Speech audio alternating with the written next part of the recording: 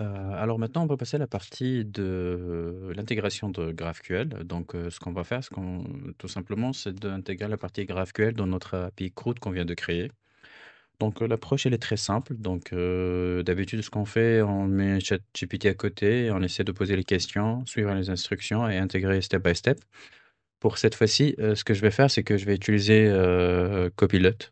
C'est l'extension qui se trouve directement au niveau de mon VS Code. Normalement, il y a un mois gratuit. Après, c'est à peu près 10 € par mois, si je ne me trompe pas, ou 10 $, je sais plus. Mais essentiel, en fait, on va essayer de voir comment on peut intégrer Copilot dans notre process de formation. Et on va voir un petit peu la différence, la facilité qui peut offrir aujourd'hui Copilot pour faire du développement d'une manière générale. Donc, sur Copilot, on a deux types. On a le chat classique qui peut directement poser ou, disons, vous pouvez poser des questions et il va répondre à certaines questions. Il y a aussi la partie Edit with Copilot, c'est où je peux directement créer des documents, mettre à jour des documents et faire plein de choses. On va voir petit à petit comment on peut utiliser ces deux aspects-là. La différence entre cela et les autres outils comme Claude ou ChatGPT, c'est que tout simplement, ChatGPT, tu dois lui donner le contexte, tu dois lui donner la classe ou je sais pas ce que tu es en train de faire. Par contre, Copilot, ce qu'il a d'avantage, c'est qu'il a déjà allé sur son IDE, il connaît un petit peu ce qui se passe et principalement, il connaît plus le contexte que ChatGPT. On va voir est-ce que le plus efficace ou pas, qu'est-ce qu'ils sont les avantages ou pas, et en même temps, on va essayer de mettre en place la partie GraphQL, sachant que je sais très bien qu'il y a certains problèmes avec tout ce qui est dernière version à mettre en place, ce genre de choses, mais on va voir de maximiser le fait que Copilot, il va nous permettre de faire quoi? Il va nous permettre de rajouter tout ce qui nous manque et nous expliquer aussi qu'est-ce qu'on doit faire. Donc là, pour commencer, ce qu'on on va lui dire tout simplement une petite question.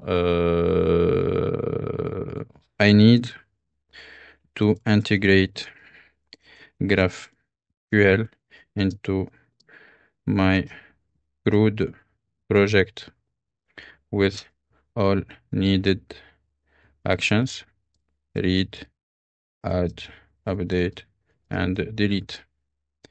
What are the steps to follow? Donc là, je vais poser la question comme si je suis en train de poser la question à ChatGPT. Là, ce qu'on va faire, c'est que on va utiliser Claude cette fois-ci comme version parce que tu as la possibilité de voir quel type de LLM que tu veux utiliser. Là, on va utiliser Claude. Et du coup, donc, on va voir comment ça va nous aider pour cette partie-là. Donc là, il va nous dire, donc, step by step, ce qu'on doit faire, c'est qu'il faut rajouter les NuGet Package par rapport à la partie GraphQL. Après, on va essayer de créer les product types. Donc, les product types, c'est les types ou la définition de notre objet qu'on va exposer, si je peux simplifier de cette manière.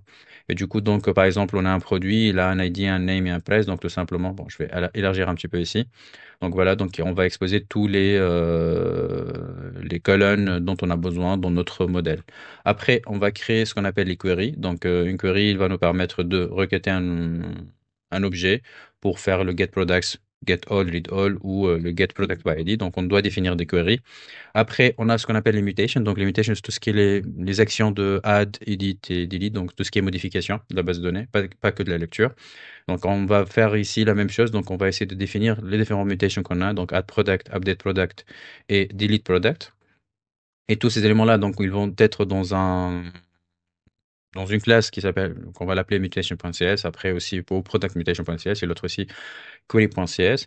Généralement, ça sera sous un dossier GraphQL qui va contenir tous ces éléments. Pour l'instant, je ne sais pas de me focaliser sur tout ce qui est architecture de la solution. Donc, j'essaie de travailler toujours avec le minimal API et fournir aussi les plus brefs solutions pour vous montrer un petit peu les différentes technologies qu'on peut utiliser. Après, ici, on a la partie input types. Donc là, on doit créer les input types pour le product et bon, seulement pour le product pour l'instant. Et après, donc les input types, c'est-à-dire que les objets qui vont nous permettre de faire la mise à jour ou l'ajout ou d'autres choses. Après, bien sûr, au niveau de programme.cs, on doit configurer le GraphQL, donc on va rajouter les services, donc GraphSQL Server, graph type query. Donc là, c'est la partie add query type, add mutation type. Donc on va rajouter le query et mutation. Add types, donc c'est le add de product type. Add filtering, add sorting, add projection. Pour connaître un petit peu c'est quoi GraphQL, vous pouvez regarder un petit peu la documentation, regarder un petit peu sur les aspects théoriques. Je ne vais pas rentrer dans beaucoup de détails. Je vais supposer que vous connaissez un petit peu de quoi il s'agit. Après, now you can test your GraphQL API. Il faut juste se connecter sur le slash GraphQL. Donc, on aura cet endpoint. Et au niveau de cet endpoint, en fait, on peut par exemple lancer une query très simple, donc un objet JSON on va dire query product, je demande l'ID, name et price, donc il va derrière en fait nous retourner tous les produits. Si je veux rajouter, donc ce sera la même chose, add product mutation, donc add product inputs et je lui donne name, new product price. Donc vous allez voir comment c'est assez simple de l'intégrer, surtout sur la partie front. Ça nous aide vraiment de travailler dans ce genre d'aspect. On a un seul endpoint qu'on peut exploiter pour faire toutes les actions. Aujourd'hui, on a une seule entité, mais demain, si on a plusieurs, donc il sera app par exemple, et sous app, on peut tout faire, produit ou peu importe les autres éléments. If you want to add the GraphQL playground for testing by adding, donc on peut rajouter cela par la suite. Donc bref, voici les éléments, les étapes à mettre en place.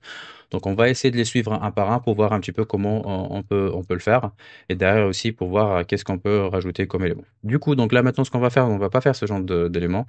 Après aussi ici, hein, on peut lui demander de apply in editor, il va faire la même chose que la deuxième partie que je vais vous montrer, mais pour l'instant, on va se focaliser sur la partie edit with Copilot. Donc là, ce que je vais lui demander tout d'abord, que je vais rajouter une catégorie à mon produit. Donc ce que je vais dire, donc I want to add a category model into my product.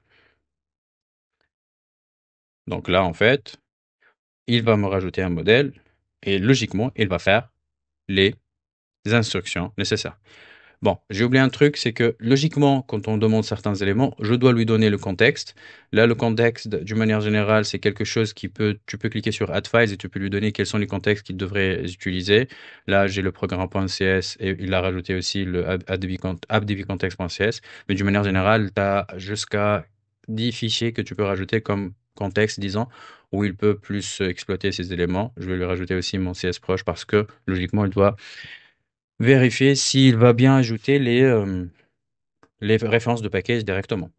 Du coup, là, ce qu'il va faire, il m'a donné les instructions qu'il veut faire. Donc là, create a new category model. Donc après ça, il va update the product model. Donc il va mettre à jour le modèle product pour qu'il fait la liaison entre lui et le catégorie. Il va modifier le DB context pour ajouter le DB7. Après, ce qu'il va faire, il va tout simplement mettre à jour le seed, celui qu'on a vu ensemble auparavant. Là, je ne sais pas si mon terminal il tourne déjà ou est-ce que la solution elle marche? Non, je sais pas. Bref, c'est pas grave. Mais voilà, donc du coup, il a créé mon catégorie.cs. Par la suite, il a modifié euh, la partie catégorie. Il a intégré donc one to many, je pense. Donc du coup, il a rajouté l'ID de la catégorie directement ici. ADB Context, donc ici, il a rajouté la partie ADB Context. Et ici, au programme.cs, donc au niveau du programme.cs, qu'est-ce qu'il a fait? Il a rajouté les endpoints pour la partie catégorie, top, très bien. Et bien sûr, ici, il a rajouté tout ce qui est seed au niveau du catégorie. Après, bien sûr, il a mis à jour encore une fois la partie pour rajouter le site, donc très bien, top, merci. Là, je vais dire, maybe we need to add product attribute to category. Non, donc, comme ça, il va nous faire aussi la liaison avec le produit. Donc, à chaque fois, il nous demande de enable cela. Je ne sais pas si je peux désactiver, mais latest quality sonnet model from Anthropic, j'arrive à le prononcer, mais c'est pas grave. Donc, mais là, voilà, donc parce que normalement, il demande toujours l'autorisation. Je vais lire un petit peu pourquoi, mais il ne demande pas ça avec ChatGPT. Mais bref, peut-être parce que les informations qu'on est en train de mettre à jour ou les saisir, ils vont être exploitées par Claude. Voilà, donc qu'est-ce qu'il a fait ici? Donc, you are asking about adding product to a category model entity, but I can directly modify existing files. Please add the file to be modified. Ok, donc là, ce que je vais dire, je vais lui demander de faire ça, donc done, et là, tout simplement, on va voir qu'est-ce qu'il a fait. Donc, il a modifié la DB context, catégorie product. Ça a pris même pas une minute, il a tout modifié. Là, ce qu'on va faire, c'est qu'on va tout simplement tester cela.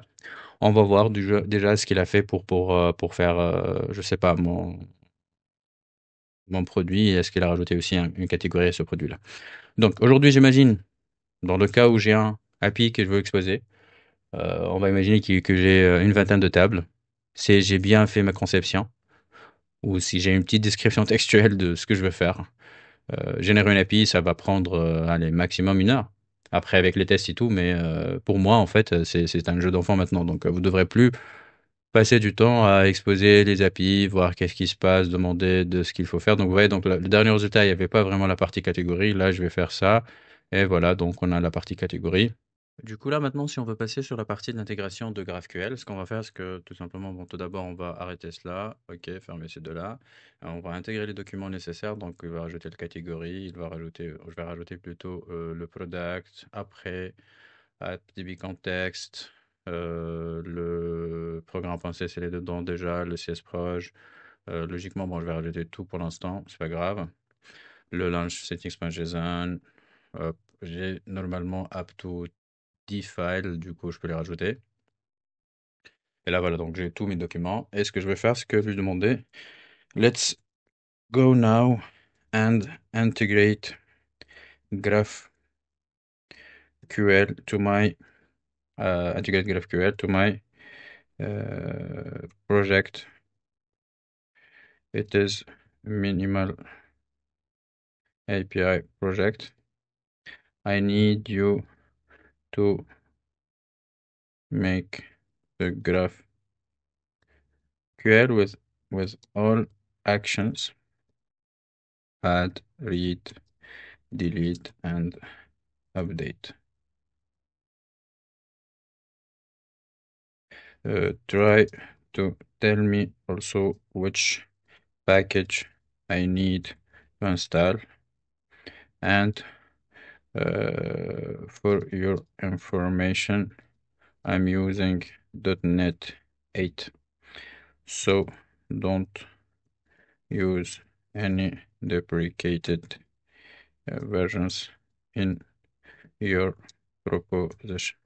Comme ça, en fait, pour être sûr qu'il va pas vraiment nous donner des propositions qui sont plus valables, j'ai précisé que j'ai .NET 8, j'ai précisé aussi que je suis avec du Minimal API, comme ça, il va pas me rajouter d'autres éléments dont j'aurais pas besoin. Donc, du coup, ce qu'il a fait, donc tout d'abord, il a installé la version de ASP.NET Hot Chocolate, Chocolate ASP.NET Core, aussi Hot Chocolate Data Entity Framework. On va voir après sur la partie GraphQL qu'est-ce qu'il va rajouter. Donc, il a commencé à créer des documents comme le mutation.cs et le query.cs. On va voir, j'imagine il va les intégrer sur un dossier point dossier. C'est un dossier GraphQL. Voilà, donc il a commencé à rajouter les éléments mutation and the queries. Donc, on va voir après qu'est-ce qu'il est en train d'intégrer là-bas et aussi qu'est-ce qu'il est en train de modifier au niveau du GraphQL. Donc, ce qu'il a fait là maintenant, du coup, il a tout simplement .NET Add Package Add Chiclet ASP.NET, ok. Après, ce qu'il a fait, donc il m'a rajouté ce qu'il faut rajouter au niveau de CSproj, top. Au niveau du query, donc il a fait quoi? Donc il a créé Get Product Service, Get Category Service, Get Product Service et Get Category Service, ok, très bien, fine, top. Après, au niveau du mutation, donc ce qu'il a fait, donc il a Add Product Service, donc il va rajouter Update Product, top, Delete Product, Add Categories. OK. Et au niveau du programme.cs, ce qu'il a fait, donc il a rajouté le service at GraphQL server et query type, mutation type, filtering, sorting and projections. Après, est-ce qu'il a fait d'autres choses? Oui, là, il a rajouté le add GraphQL endpoint, map GraphQL, et enfin, donc voilà. Du coup, c'est ce qu'il a proposé à faire, et après, il nous a donné ce qu'il faut faire. Donc bon, avant de rajouter cela, donc on va faire ça.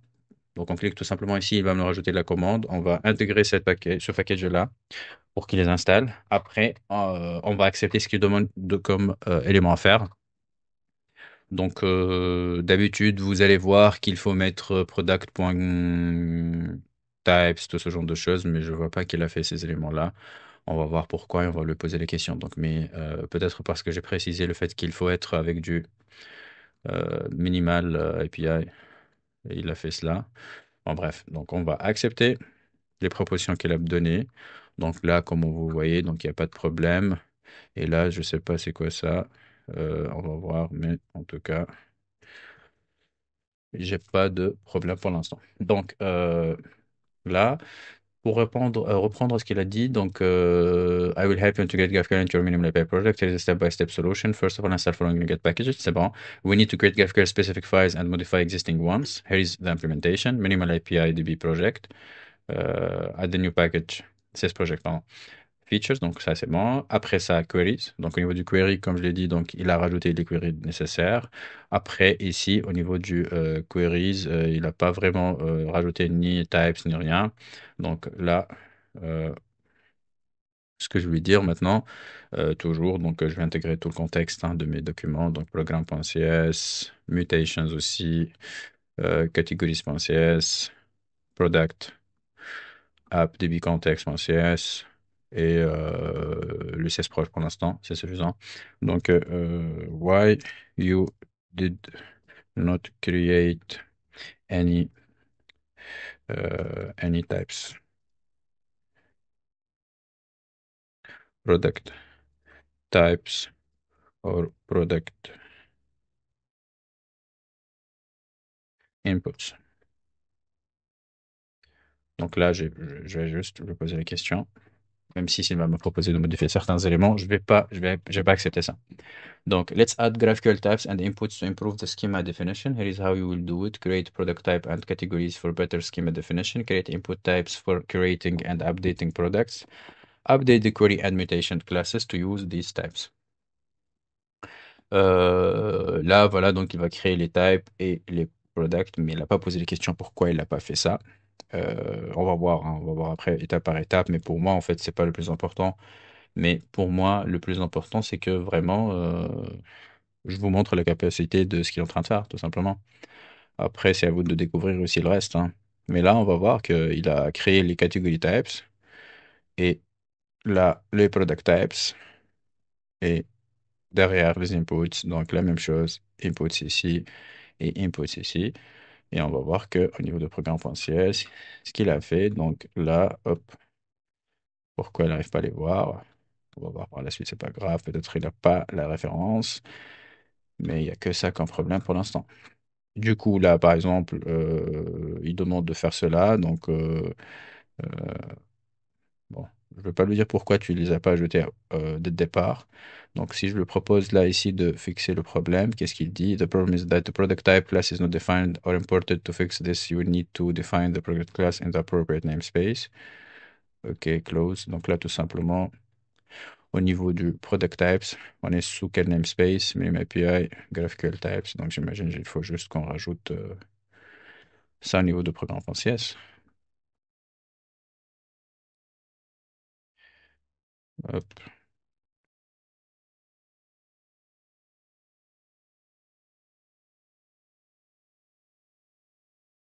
hop là. Et là, j'imagine que cela devrait résoudre mon problème. Attends, donc avant d'enregistrer, est-ce que j'accepte ce qu'il dit? Pour moi, oui. Qu'est-ce qu'il a modifié au niveau de cela? Il n'y a rien. Bon, on va accepter. Et derrière, on va tester. Donc, now you can use the GraphQL API with proper types and documentation. For example, hop, tac, on a tous les éléments nécessaires pour voir cela. Donc là, logiquement, c'est intégré. Ça a pris, je sais pas, 10 minutes max, avec poser les questions. Pour quelqu'un qui fait ça pour la première fois dans sa vie, ça va lui prendre plus de temps pour qu'il regarde le code et qu'il comprend, pour qu'il comprenne un petit peu qu'est-ce qui se passe derrière. Mais d'une manière générale, vous voyez donc les instructions plus simples. Et le mieux, le meilleur de tout cela, c'est qu'il est capable même de vous insérer le code directement. Après, c'est des tâches simples, c'est pas des tâches complexes. Il n'y a pas un outil qui existe aujourd'hui qui peut créer une application de A jusqu'à Z, sauf quelques-uns, peut-être que je vais montrer dans d'autres vidéos. Mais pour l'instant, voilà, c'est hyper rapide en fait, hein. Donc bref. Là, du coup, si je veux tester mon truc, donc là, même ici, en fait, on peut rajouter tous les documents qu'on aura besoin. Donc je vais dire programme.cs et je sais pas. Can you tell me how to test this project and the GraphQL integration.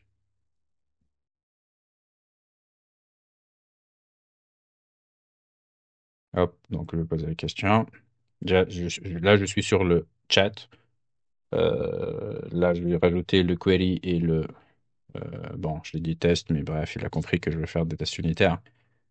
Donc, je vais l'arrêter.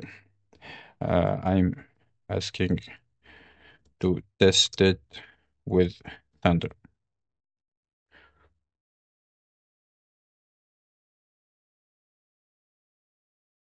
Donc là, il va tout simplement VS Code Extension, bref, tout cela. Donc, mais il va dire, donc voilà ce que tu dois faire, products et single product. Mais bref, c'est pas vraiment ça l'important. On va copier cela. Logiquement, to set content type header to application.json. Donc tout simplement, ce qu'on va faire, on va ouvrir Thunder et on va faire notre test par rapport à cela. Du coup, new request. Sous ce new request, au niveau de authentification, donc bon, avant que j'oublie, donc tout simplement au niveau du body, moi je connais qu'il y avait la partie GraphQL ici. Est-ce qu'il a demandé de le faire de cette manière? Bref, moi je vais le mettre ici. Je sais pas si ça va fonctionner ou pas. Bon, on verra. Sinon, je le mets directement sur la partie application JSON. Hein. Donc, query or product sample queries to test. Click Thunder Client icon, new request, set l'URL, new port, set méthode post. Donc là, c'est post. Donc, on est sur l'URL de la même que celle-ci, je pense. Non? Oui, non, oui, hop. Donc là, on va prendre ça, le auth. On va prendre notre token. On va rajouter la partie token ici. Hop. Et au niveau du query, c'est bon. Header, c'est bon. Auth, c'est bon. Il y a juste le body et l'URL que je n'ai pas copié pour l'instant. Donc, logiquement, on va prendre cette URL qui sera sous le 5.1, 5001, pardon, parce que nous sommes sur le port 5001. Bien. Donc, GraphQL. Du coup, là, moi, j'ai mis directement cela directement au niveau du body. Ici, j'ai mis GraphQL. New request. Bon, bref, j'ai pas bien copié. C'est pas grave. Hein. Hop, je le mets ici. Et je le mets ici. Donc, le JSON. Soit tu le fais d'une manière générale, mais bref, avec Postman ou d'autres choses, c'est pareil. Et après, derrière, on va faire cela.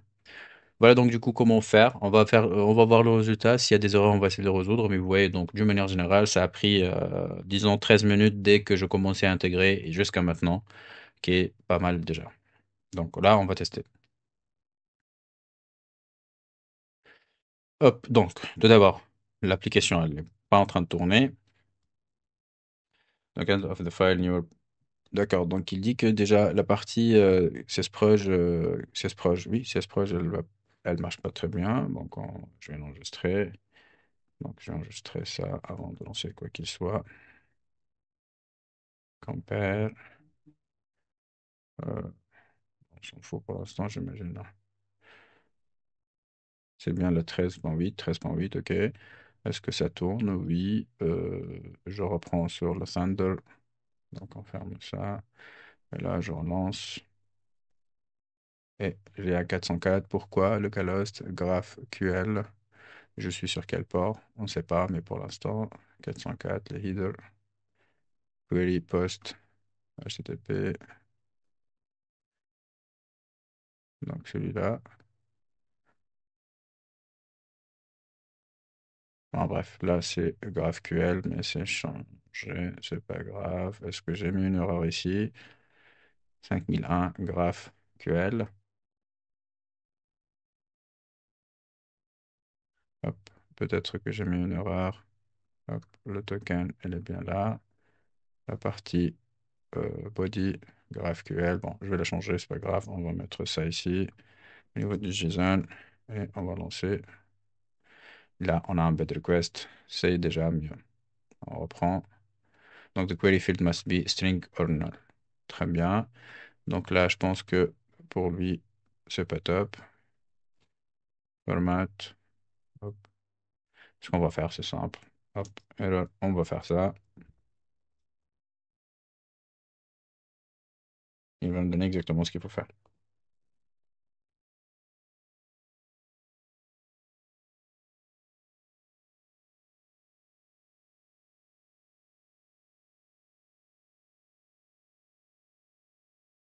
Donc on va copier ça. On va reprendre cela. Format. Et voilà, donc. Vous voyez. Donc, il nous ramène tous les éléments nécessaires. Bon, on va faire ça pour histoire de voir qu'est-ce que je peux faire. Et ici, hop, Send, on a un seul. Hop, pareil ici. Hop, vous voyez, donc il nous ramène toutes les catégories nécessaires. Donc, vous voyez donc comment ça marche. Euh, Give me a more complicated one with filtering and sorting product by category. Hop.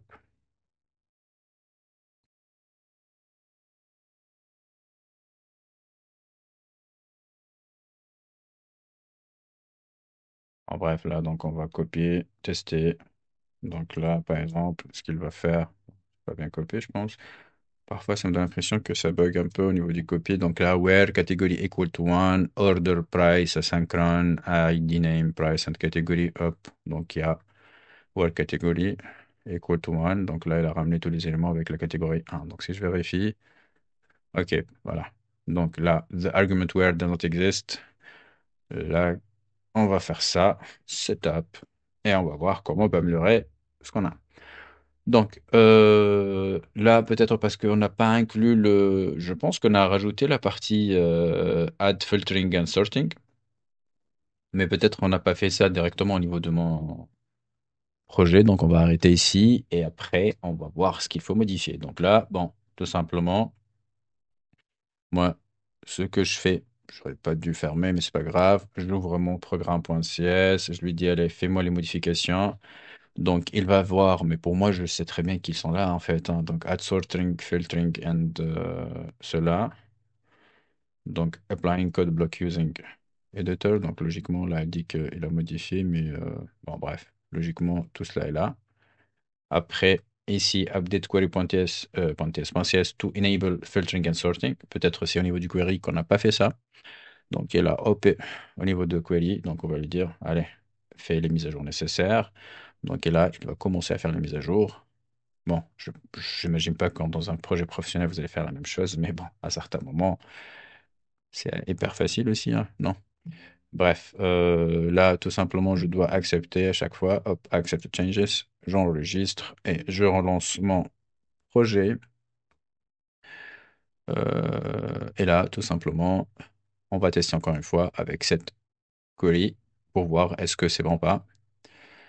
Et là, donc, send, est-ce que ça marche? Non, pas encore. Maintenant, il tourne. Et on vient de lui lancer le truc. Et voilà, donc on ne nous ramène que les catégories 1. C'est ce qu'on a mis? Oui, catégorie 1. Si on met la catégorie 2, voilà, donc là, ça marche. Query order, where, donc là, on va faire le order peut-être. Mais vous voyez, donc c'est assez simple à intégrer et facile aussi à manipuler. Donc, comment ça fonctionne ces queries, comment les comprendre, c'est ce qu'il vous reste à faire. Il faut juste comprendre comment les exploiter, et voilà. Donc, pour récapituler ce qu'on vient de faire, on a passé plus que du temps à tester que du développer. Donc, tout simplement, ce qu'on a fait comme une première étape, c'est que ça a pris 10 minutes, 5 aller pour vraiment rajouter dans notre modèle un autre objet. C'était la catégorie. Donc, et là, donc, on a fait la liaison. On a fait une liaison circulaire. Donc, du coup, il y avait un autre truc à changer aussi. Je ne sais pas si c'est pris au niveau du vidéo, mais c'est pas le plus important. Mais sinon, par la suite, en fait, il a essayé de mettre en place ce qu'il faut faire par rapport à la partie GraphQL. Bon, moi, parce que je connais un petit peu, donc je lui ai demandé, il faut rajouter les category types et les product types, mais même l'approche qu'il a utilisée, elle n'est pas fausse, hein. Plus ou moins, elle n'est pas fausse, mais l'essentiel, donc là, c'est bon. Et on a déjà rajouté les category types, plein de choses d'autres, et pour regarder aussi les inputs aussi, on n'a pas testé un add, mais on va pas le faire pour l'instant, je pense, pour qu'on laisse la vidéo un petit peu plus courte. Et derrière, en fait, on a intégré le GraphQL et ça nous a pris, allez, 10 minutes. Donc 10 minutes pour intégrer GraphQL dans une API qui contient deux modèles ou deux tables pour simplifier. Et on a intégré une table supplémentaire et ça nous a pris que 3 à 5 minutes maximum.